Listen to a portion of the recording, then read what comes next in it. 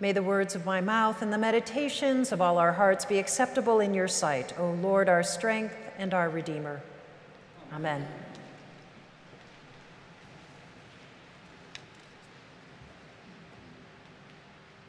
What is a book that has grabbed you and not let you go? One book that has not left me since I first read it is Each Kindness by Jacqueline Woodson. Its message speaks deeply to me, and I find more in it with each reading. Each Kindness tells the story of Chloe, who is about 10.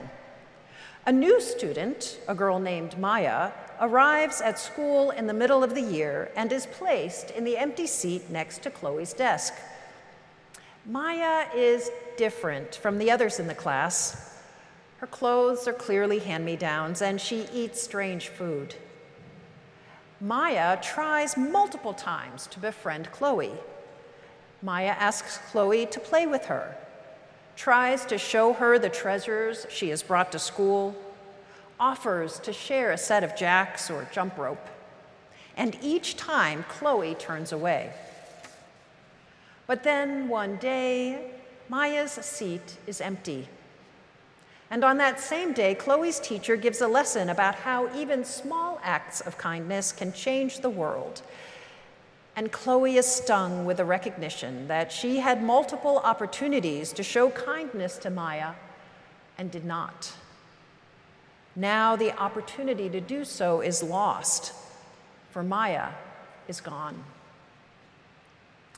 This book is beautifully written and illustrated, and that's one of the things I enjoy about it. But what I love more is that it doesn't have a neat and tidy ending. It doesn't end in a happy way. For once Chloe realizes that she wants to show Maya kindness, it's too late. By ending the story with Chloe's regret and sorrow at not being able to make things with Maya right, the book offers the reader a chance to reflect on his or her own times of kindness and unkindness. I'll return to Chloe and Maya in a few minutes, but in the meantime, let's consider the gospel. With today's gospel passage, we're in a bit of transition. Within the arc of the lectionary, today's passage allows us to wrap up our time with Mark for a little while and get ready to spend the next 5 weeks with the 6th chapter of the Gospel of John.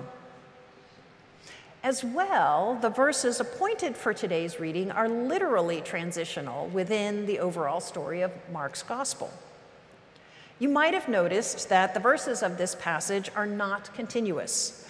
The lectionary folks put together 2 paragraphs found in separate places in that chapter for making today's reading.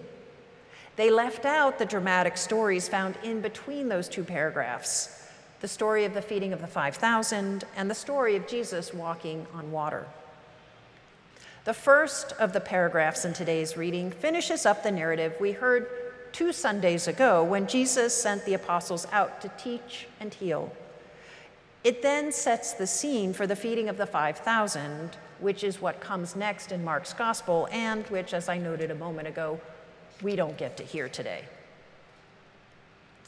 Within the context of Mark, that second paragraph comes after the story of Jesus walking on water, and it serves as a transition between Jesus walking on water and the next chapter in Mark, in which the conflict between Jesus and the Pharisees escalate. Next week, by the way, we'll get to hear those dramatic stories that were skipped today. Next week, we're going to hear John's account of the feeding of the 5,000 and Jesus walking on water. And in the weeks after that, we'll hear John's meditation on Jesus as the bread of life. But we still have this week's gospel to wrestle with. The lectionary folks have given us a somewhat artificially constructed extract from Mark to reflect upon today. Paragraphs that each serve as transitions within the context of the full chapter, and yet are smooshed together by these lectionary people. As today's reading from Mark opens, the apostles have just returned from their missionary work and are reporting to Jesus about how everything went. Mark informs us that things are really super busy for the apostles and Jesus. They didn't even have time to eat. So Jesus tells his apostles that they should come away to a deserted place. And they all set off in the boat, heading to an isolated place where they can rest and rejuvenate. But the crowds still want to see Jesus. So they figure out where he and the apostles are going, and they rush ahead on foot to meet them there. The people have such a desire to be with Jesus, to experience his healing and teaching, that they travel to find him, even though they have to make their way to the wilderness, to that deserted place, in order to be able to find him. And so, when Jesus and the apostles come ashore, they find a great crowd has assembled there before them. Mark tells us that when Jesus sees them, he has compassion for them. Compassion. Not anger or frustration or any of those related feelings that you or I might feel if our plans for some well-needed rest have been interrupted. The Greek word translated here as had compassion has as its root a word that means guts. It is a word that conveys a visceral feeling. You know, the reaction to something that you feel as a pit in your stomach, that feeling that grabs you at your core. So when Jesus saw the crowd, he didn't just feel sad or sorry for them. It wasn't merely that he has a warm and sensitive heart. He felt for them deeply in his gut. And Mark tells us that this gut feeling arose because Jesus saw that the crowds were like sheep without a shepherd. This phrase connects with today's passage from Jeremiah, as well as other places in the Old Testament, where the leaders of Israel are compared to shepherds. In this passage from Jeremiah, as we heard, the comparison was not favorable. God, through Jeremiah, condemns the leaders of that time for not attending to the needs of the flock, that is, the people they lead. God denounces those leaders because their corruption and misdeeds played a role in bringing about the Babylonian exile, the scattering and destruction of the flock. By including this allusion from the Old Testament, Mark indicates that Jesus' compassion is aroused because he can see that the people of the crowd are lost and lacking guidance. He perceives that they are in need of care and nurture, and that the leaders of his time are inattentive to this. He sees that the system has failed these people who flock to Jesus. The offense of this injustice seizes Jesus right in the gut. So what does Jesus do? How does he show his compassion? Mark tells us that Jesus begins to teach them many things. He feeds them. Now that's the part of the story we didn't get to hear today.